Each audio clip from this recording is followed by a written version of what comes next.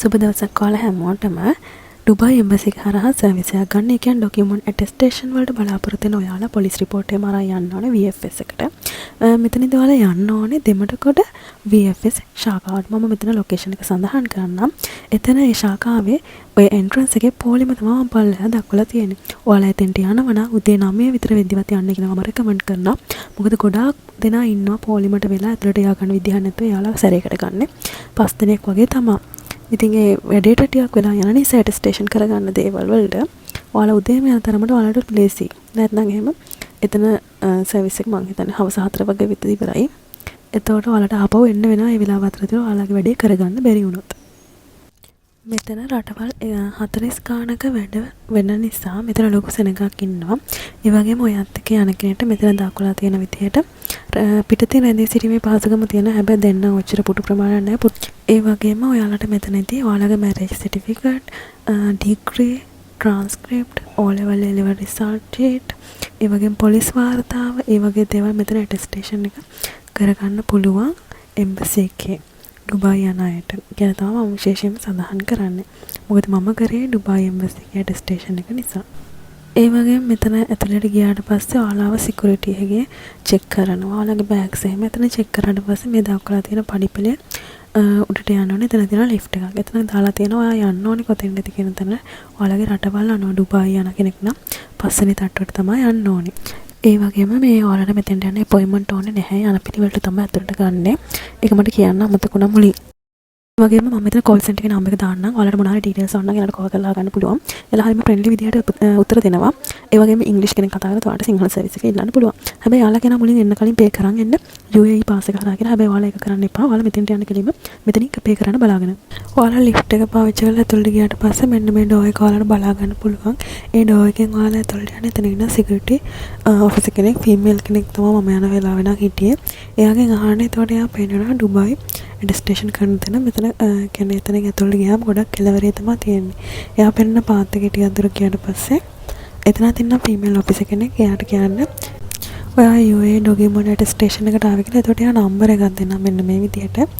ඒ number එක ඔයා අනිවාර්යෙන් ගන්න ඕන. නම්බර්ස් පිළිවෙලට තමයි එතන ඔයාගේ ඇටෙස්ටේෂන් වැඩ කටයුතු වෙන්නේ. ඊට පස්සේ එයා දොරක් ඕපන් කරලා දෙනවා. එතනින් ඇතුළට ගිහින් ඔයා වේටින් ඒරියා එකේ ඉන්න ඕන. ඔයාගේ නම්බර් එක කතා කරනකම්.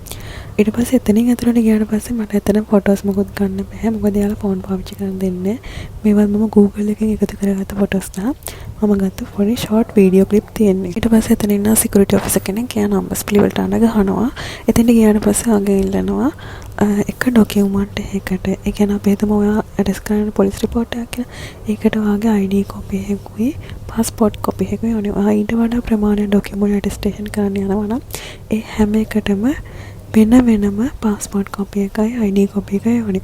මම උදාහරණයක් විදිහට කියන්නම් මම ඩොකියුමන්ට් දෙකක් ඇටෙස්ට් කරා. එතකොට ඕනේ වුණා ID කොපි දෙකයි පාස්පෝර්ට් කොපි දෙකයි. මාත් ඒක දන්නේ නැතුව එක අරන් ගියේ. ඉතින් මට ආපහු ෆොටෝකොපිස් ගන්න ඕන. එතන පහළ තියෙන ෆොටෝකොපි සෙන්ටර්ස් ළඟ ඒ උනාට ඔයා මේක අරන් ගියා නම් ඔයාලට ලේසි. ඒ වගේම ඔයාගේ නමට තියෙන කාඩ් එකක් ඕනේ. වීසා කාඩ් එකක් ඕ මාස්ටර් කාඩ් එකක්. හැබැයි ඒක ඔයාගේ නමටම තියෙන්න ඕනේ. ඔයාගේ ෆෝන් නම්බර් එකට OTP එන්න ඕනේ.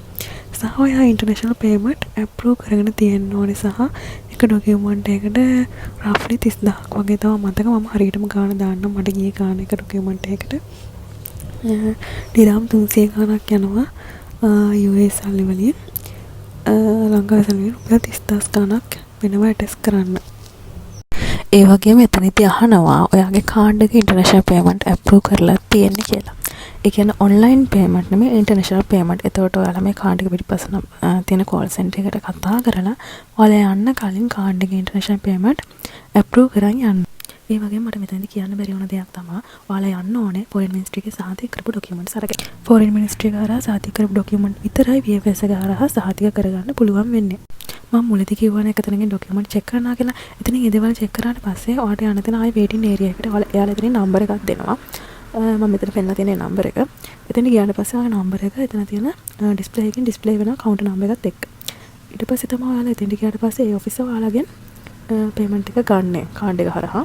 ඒක අතර පස්සේ ඔයාලා දෙනවා ආය පොඩි විසිට් එකක් මම පෙන්නනවා වගේ මේ කොලේ ඕන වෙන අපිට ආය ඩොකියුමන්ට් කලෙක්ට් කර ගන්නකොට මට මෙතනින් තව දෙයක් කියන්න අමතක වුණා. මෙයාලා අපේ ඔරිජිනල් ඩොකියුමන්ට් ඔක්කොම හෑන්ඩ් ඕවර් කරන හැබැයි එදාම නෙමෙයි එදාට අපි ඔක්කොම ගන්නවා යාලා.